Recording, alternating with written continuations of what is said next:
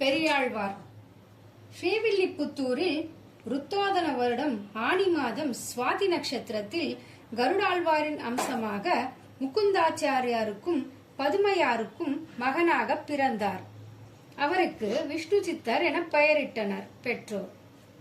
இயல்பாகவே வடம்பெருநாதனிடம் தீராத பக்தி கொண்டவராக இருந்தனர் பெற்றோர். விஷ்ணு சித்தர் சிறுவயது முதலேயே கண்ணன் கதைகளை கேட்பதில் ஆர்வமாக இருந்தார்.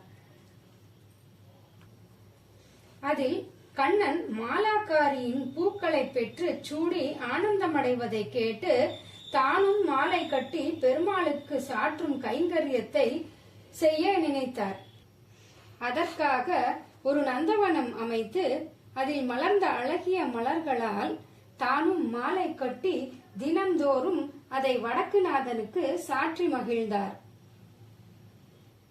ஒருமுறை பாண்டிய மன்னன் வல்லபதேவர் இரவு நகர்வலம் சென்ற போது ஒரு திண்ணையில் முதியவரை கண்டார். நீ யார் என வினவினார். அதற்கு அந்த முதியவர், நான் கங்கையில் நீராடி வருகிறேன் என கூற, உனக்கு தெரிந்த நீதி ஏதாவது கூறு என கேட்டார் மன்னன்.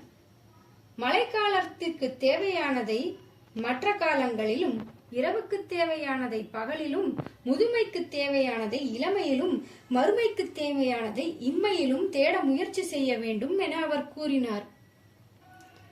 மறுநாள் அரசவையில் மன்னன், முதுமைக்கு நாம் இளமையில் என்ன தேட முயற்சி செய்ய வேண்டும் என வினவ, அங்கு கூடியிருந்த அனைவரும் விழித்தனர். அவரின் குலகுரு செல்வநம்பி, நாம் சான்றோரை திரட்டி இக்கேள்விக்கு பதில் கூறுவோருக்கு பரிசாக பொற்கிளியை அறிவிப்போம் என கூற அரசனும் அவ்வாறே ஆணையிட்டான். இறைவன் விஷ்ணு சித்தரின் கனவில் தோன்றி அந்த பொற்கிளியை பெற்று வா என கட்டளையிட்டார். விஷ்ணு சித்தரும் மதுரையை அடைந்தார். விஷ்ணு சித்தரும் மதுரையை அடைந்து அரசனின் கேள்விக்கு ஸ்ரீமன் நாராயணனே பரமேஷ்டி, அவரின் பாதங்களை பிடித்தால் அவரே நம்மை இம்மையிலும் மறுமையிலும் காப்பவன் என கூற, தோரணத்தில் கட்டியிருந்த பொற்கிளி தானாகவே வளைந்து வந்து விஷ்ணு சித்தரின் முன் அவர் அதை எடுக்க ஏதுவாக நின்றது. கூடியிருந்தவரும் மன்னவரும் வியக்க அவர் பெருமையை உணர்ந்த அவர் தாழ் பணிந்தனர், மன்னரும் மக்களும். மன்னர் இவரை பட்டர் பிரான் என்று அழைத்தார். மன்னன் அவருக்கு பரிசுகள் பல வழங்கி அவரை யானை மீது ஏற்றி தன் பரிவாரங்களுடன் நகர்வலம் வந்தார்.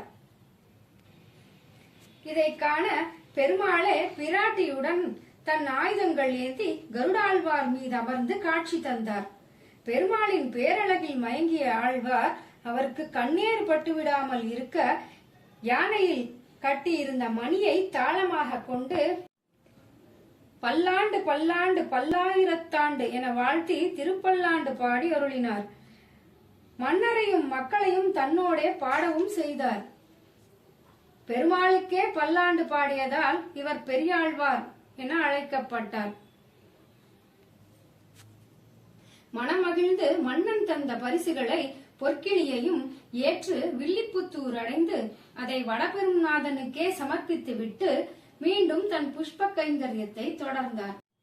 கண்ணனின் அவதார லீலைகள், திருவிளையாடல்களையும் அவர் அருட்குணங்களையும் பெரியாழ்வார் திருமொழி என்ற திவ்ய பிரபந்தத்தில் உலகம் உய்ய பாடி அருளினார். எம்பெருமான் அரங்கநாதனையே தன் மாப்பிள்ளையாக பெற்ற பெரும் பேறு பெற்றதனால் பெரியாழ்வார் என ஆனார். அந்த சுவாரஸ்யமான நிகழ்வை ஆண்டாள் சரிதத்தில் காண்போம். ஓம் நமோ நாராயணாய.